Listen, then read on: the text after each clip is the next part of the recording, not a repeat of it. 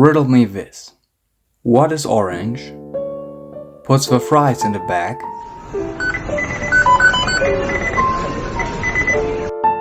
And can't dance.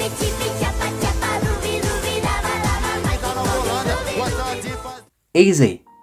It's the same guy that makes more questionable decisions than he can post unnecessary stuff on his own social media. If you have somehow not guessed it by now, this video is about Donald John Trump. Yay. And with the intro out of the way, I can say, hey mates, what's up? You all know it. And if you somehow don't, here's a quick explanation for you. Donald J. Trump was born shortly after World War II in the major American city of New York. You know where the Statue of Liberty is? His parents, however, are America's biggest enemy. Immigrants. But fun aside, his father, Fred C. Trump, was born in New York City as well, but was the child of German immigrants, and his mother, Mary Ann MacLeod, sorry if I pronounced that wrong, moved to the US from Scotland in the early 1930s. Scotland forever!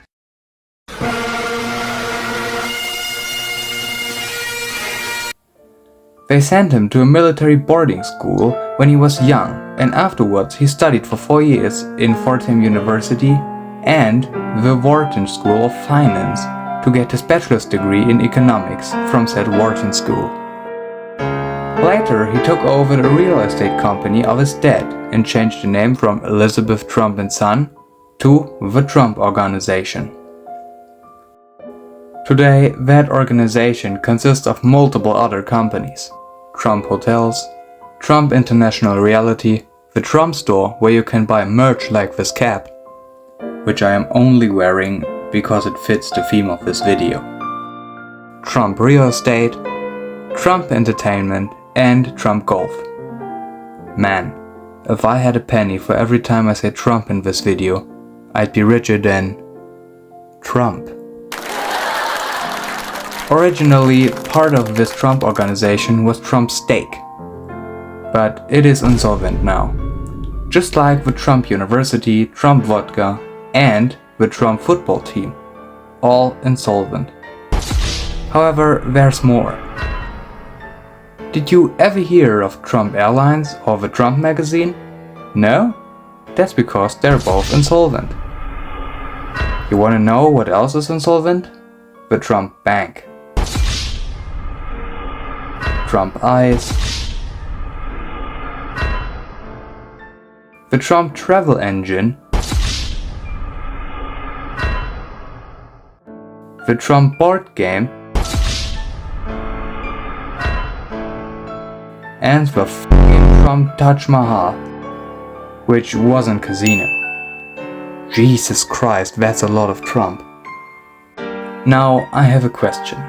How do you take the concept of the house always wins and still lose? How do you start so many businesses and then fail despite studying it? Fun fact, Trump had his own TV show called The Intern. It was about winning a job at one of his very successful businesses. To get back to the topic, he married 3 times, had 5 children, and he buried one of his ex-wives on his own golf course. His current wife and First Lady of Freedom is Melania Trump, although that's only partially correct. A former advisor has revealed to the press that the whole marriage is actually just a business matter and that she is paid for official appointments and kissing. I almost feel bad for the guy. But I don't, because he's the reason the world's economy is taking a huge hit, so yeah. By the way, that's your president. Good thing I'm not American. Trump was elected 45th president in 2016. And depending on when this video will come out, he is the current 47th president. Another fun fact: despite the existence of Trump perfume, a former party colleague reported live on television that Trump has a particular note to his smell. Smell like specifically? So if you take like armpits, ketchup, makeup, and a little butt, it's probably like that all mixed up. After he was elected president for the second time, he immediately got to work. First thing he did was withdrawing the USA from the Paris Agreement for a second time. The Paris Agreement is meant to tackle climate change by trying to limit global warming to way below 2 degrees Celsius. Kinda important if you ask me. I mean, the Chinese agree. The US can now gel with Libya, Yemen and Persia. Sorry, I meant Iran. Now, if you have heard, well, anything about the political decision of that guy, you may think he's drunk or high. I can't blame you for that. But apparently he never drinks. Which, by the way, is the reason you always see him with Diet Coke at important meetings. Although I don't think that one's true either. But anyways, let's talk about politics. Donald Trump is actively buying to buy Greenland from Denmark. You can think of that whatever you want. But what most people don't know is that this is not the first time the US wanted to buy Greenland from Denmark. The Americans wanted Greenland for as long as 115 years. Apparently, there was an American ambassador called Maurice Francis Egan in the 1910s. He tried to make a deal with Denmark that would give Greenland to the United States, some of the Philippines to Denmark, who would then give it to Germany in exchange for a piece of Schleswig. Remember that back in the day, the Philippines were an American possession. But this proposal never got backing from the US government and ultimately ended up failing. After that, there is no offer till the end of World War II. In 1946, Harry Truman offered Denmark $100 million for Greenland, but Denmark declined again. Since Denmark declined and there really is nowhere else to expand the US anymore, Trump decided to rename the Gulf of Mexico to the Gulf of America. Hey there, Amestria from the editing here. So apparently Trump just announced that he wants to change the name of the Persian Gulf. I don't know what he wants to change the name into, but apparently he just announced that he wants to change it. Well, that's a fun fact for you. Now, we'll continue with the video. Okay, what else?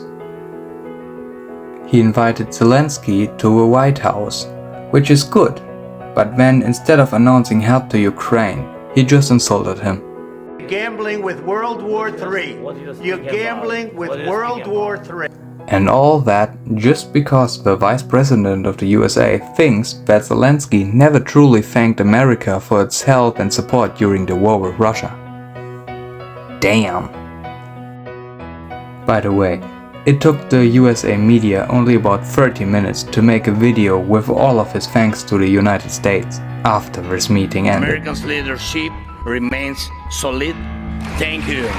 And I thank every American. All my appreciation from my heart, from the heart of Ukrainians, all Ukraine. And then there's the tariffs. Now, I won't take any sides on those tariffs, but I welcome anyone with an opinion to share it in the comments. Lastly, I want to show you why he's having so much fun with tariffs. Trump is supposedly doing all this because he read a book.